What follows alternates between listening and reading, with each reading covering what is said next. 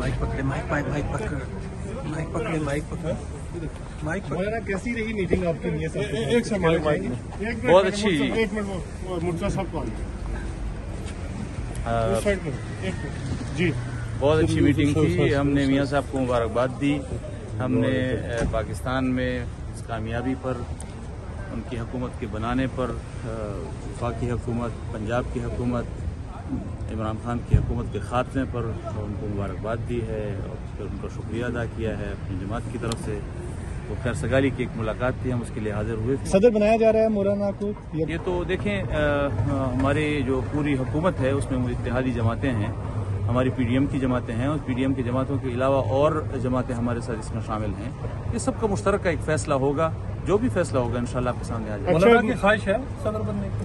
देखें, हम लोग ओहदों की ख्वाहिश करने वाले तो नहीं हैं और न ये ख्वाहिश की जाती है।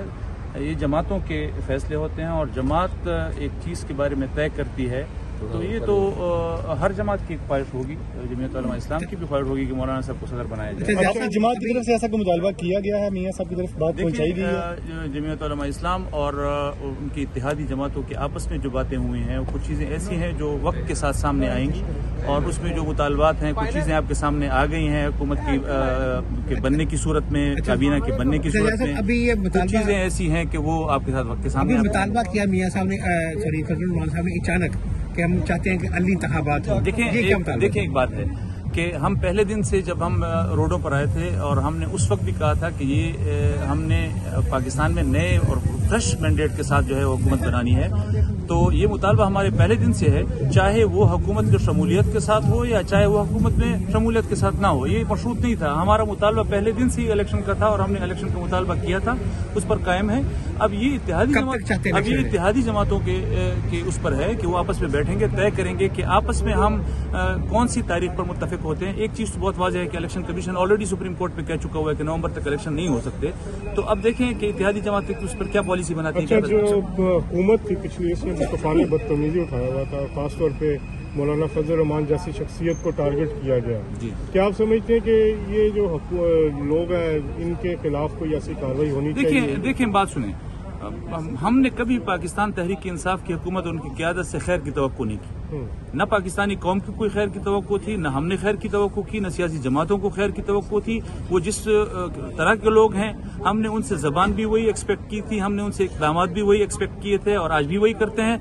ये और बात है, हम सियासी लोग हैं, हम उसको सियासी अंदाज में जवाब देंगे। उनकी तरह अगर होंगे तो फिर उनमें और उनमें क्या फर्क होगा? KPJ में क्या आप जीत सकती है आपकी जमात? आप समझते हैं? देखिए, हम पहले दिन से एक चीज बहुत वाज़ेह अंदाज में हमने कही है और वो ये कि ये नाजायज थे, नाजायज तौर पर मुसल्लत किए गए, नाजायज तरीके से मुसल्लत किया गया।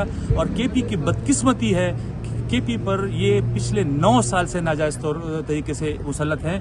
हमने इनको बल्दियाती इलेक्शन में भी दिखाया है कि आप दूसरे फेज में इन्होंने तमाम सरकारी वसाइल इस्तेमाल किए, ये चौकन्ने हुए, इन्होंने एडमिनिस्ट्रेशन को इस्तेमाल किया, इन्होंने हमारे जो है इख्तलाफात को इस्तेमाल किया। लेकिन पहले फेज में शिकस्त देकर हम इनको बता चुके थे कि अगले इलेक्शन में आपका मुस्तकबिल जो है वो आपके सामने आ जाएगा कि आप के साथ क्या होने वाला है। आपका एक दावा ये रहा है कि जो इससे पहले इलेक्शन हुए वहाँ पर मुदाखलत हुई और बाज़ इदारों ने PTI की सपोर्ट की। अब जबकि मौलाना भी कह रहे हैं कि इदारे न्यूट्रल हो गए, तो अब आप क्या समझते हैं कि आपको KP में फेयर प्ले? जी, हम ये समझते हैं कि जिस तरह इदारों ने कहा है, हमें अपने इदारों पर एतमाद है, हमें अपनी फौज पर एतमाद है, हमें अपनी इस्टेब्लिशमेंट पर एतमाद है। वो कह रहे हैं कि हम न्यूट्रल हैं, तो हम समझते हैं कि वो जो कह रहे हैं वो ठीक कह रहे हैं, हम उनको सच समझते हैं। और इंशाल्लाह जब वो न्यूट्रल होंगे तो फिर आपको पाकिस्तान के सियासी मैदानों में इस तरह के लोग न पहले नजर आए थे न बाद में नजर आए। जो इमरान खान साहब ने अपने स्पीचेस में कहा कि उन्हें पाकिस्तान आर्मी चीफ ने कहा कि वो जलसों में मौलाना फजल रहमान के खिलाफ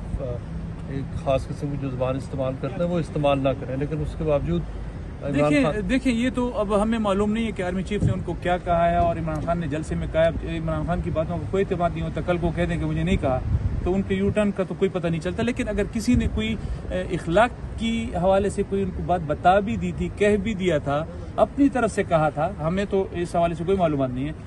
तो ये फिर उनकी अखलाकियात पर डिपेंड करता है कि उन्होंने मानना है या नहीं मानना। लेकिन बज़ाहिर तो मुझे ऐसा कोई इम्कान नजर नहीं। बिलावल साहब, यहाँ पर आपकी उनसे मुलाकात हुई? बिलावल साहब के साथ पाकिस्तान में मुलाकातें होती रहती हैं, तो अंदर में मुलाकात। नेशनल सिक्योरिटी काउंसिल ने आज कहा कि कोई साजिश नहीं हुई, तो एक जो बयानिया घड़ा गया था। देखिए मेरी बात सुनिए, आपकी जमात देखिए मेरी बात, इसमें बड़ी वाज़ेह हमारी जमात की राय कि ये खत भी घड़ा गया था, ये साजिश का लफ्ज भी घड़ा गया था। इसके लिए हमारी उस वक्त की वजारत खारजा और वो इस्तेमाल हुई है।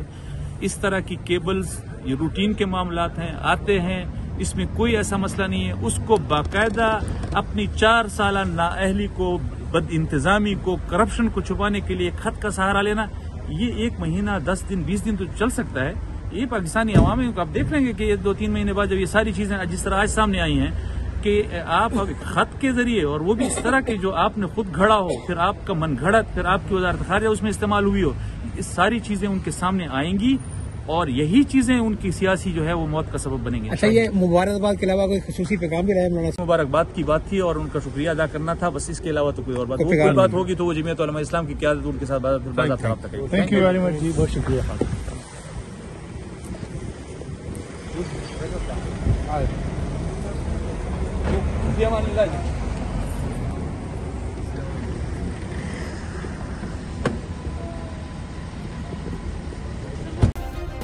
सब्सक्राइब करें और बेल दबाएं ताकि कोई खबर रह न जाए।